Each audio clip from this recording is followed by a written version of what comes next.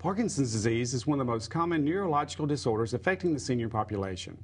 The disease often includes physical and psychiatric manifestations, so it is important for seniors to be aware of how it can affect themselves or someone they love. Here to educate us more on Parkinson's disease is Dr. David Baer, a board-certified neurologist with Baptist Healthcare and Emerald Coast Center for Neurological Disorders. Dr. Baer, thanks for being here. Thank you for having me, Jeff.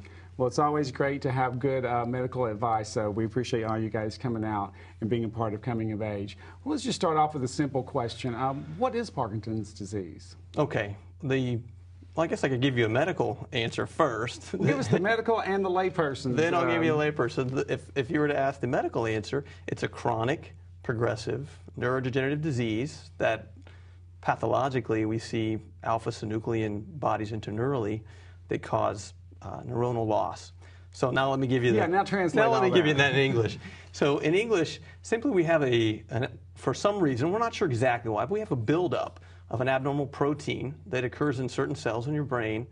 With that buildup of protein, those cells no longer function properly, and we lose an important neurotransmitter, which is called dopamine, which has to do mostly with movement. Well, at what age are people most likely to get this? Well, unfortunately, age is the strongest risk factor for Parkinson's disease. At age 65, approximately 1 to 2% of the population has the disease. It will increase up to around age 80. After age 80, you see a drop-off. Now, younger individuals can have Parkinson's disease, but those folks usually have a familial type of disease instead of the more common sporadic type of Parkinson's. You talked about age being a risk factor. Are there other risk factors? Well, again, I said familial, sometimes familial. There are certain exposures to certain medications that can cause more Parkinsonism than Parkinson's disease. There are what we call vascular Parkinsonism, so certain strokes, certain tumors. Again, I think I'm straying a little bit from Parkinson's disease, okay, but I'm giving you more Parkinsonism. So there are some other, but strictly for Parkinson's disease, there's genetics, and we are beginning to learn more about genetics. But for the most part, we don't know exactly what causes those sporadic individuals to have this accumulation of this abnormal protein. Well, what are some of the symptoms that a senior might encounter? And we'll just go ahead and let's talk about that. Then I've got another question along those lines. Okay. Well, we think of Parkinson's as a movement disorder primarily. So I like to say there's 4 cardinal features that are found in Parkinson's disease. Most individuals recognize that resting tremor. They'll see the individual that has the tremor while they're standing there. It's usually in a distal limb, and that's the most prominent. 50% or more will present with the tremor first. Interestingly, you have tremor of a leg, of a face. The one that's most specific for Parkinson's is actually a chin tremor. The other abnormal movements are bradykinesia, and that means slowness or a paucity or an absence of movement. When you think of bradykinesia, you can think of a lack of facial expression, so they have that poker face. Individuals, when they write, they begin to have micrographia, or their writing becomes very small. Okay. The other is rigidity, which is something you would test with, actually the physician would test this probably. You might not know this yourself, but it's resistant to passive movement of a patient. And the 4th common motor feature of Parkinson's disease is postural instability. So individuals begin to fall occasionally. That's usually, fortunately, a later feature of Parkinson's disease. Well, how can somebody tell the difference between maybe some tremors or frailness, things related with aging that might not necessarily be Parkinson's disease? How can they tell the difference? Well, you're right. There's many other causes of tremors. Medications can cause tremors. The most common cause of tremor is an essential tremor. So it's actually a combination of these aspects of the disease. There's also non-motor features that are found in Parkinson's disease. There's autonomic nervous system abnormalities, and that would be constipation. An interesting one is actually a decreased sense of smell. So they might not smell that apple pie or those cookies cooking in the oven.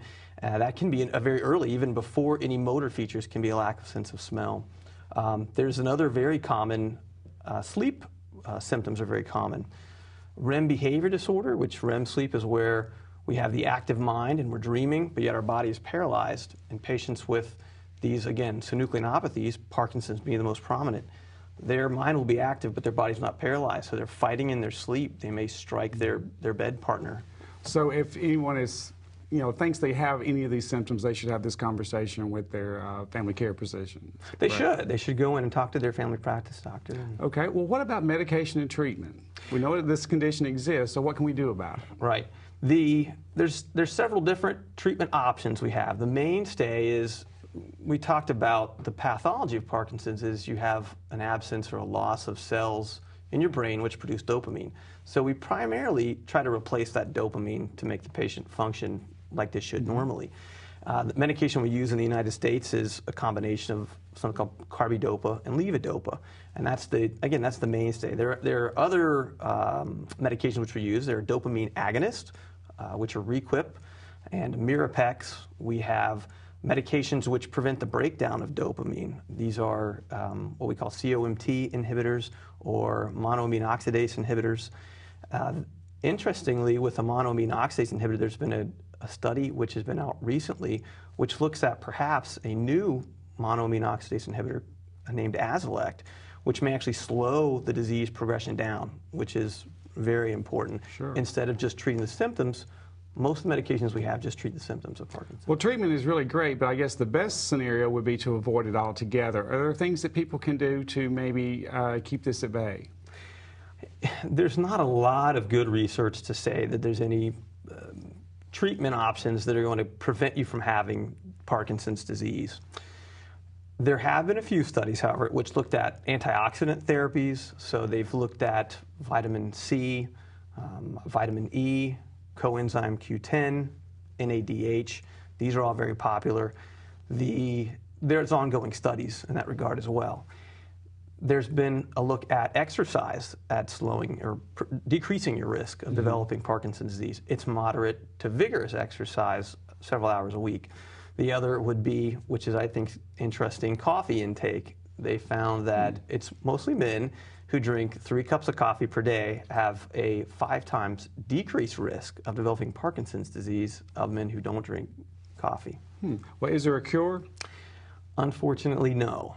They are working with genetic therapy, primarily using viruses as a vector to implant genes in, and then they will implant these virus vectors in hopes that these genes will take hold and that the brain will then begin producing the neurotransmitters which are missing in Parkinson's. Okay. Well, real quick, where can our viewers maybe get some more information? Our website, for example?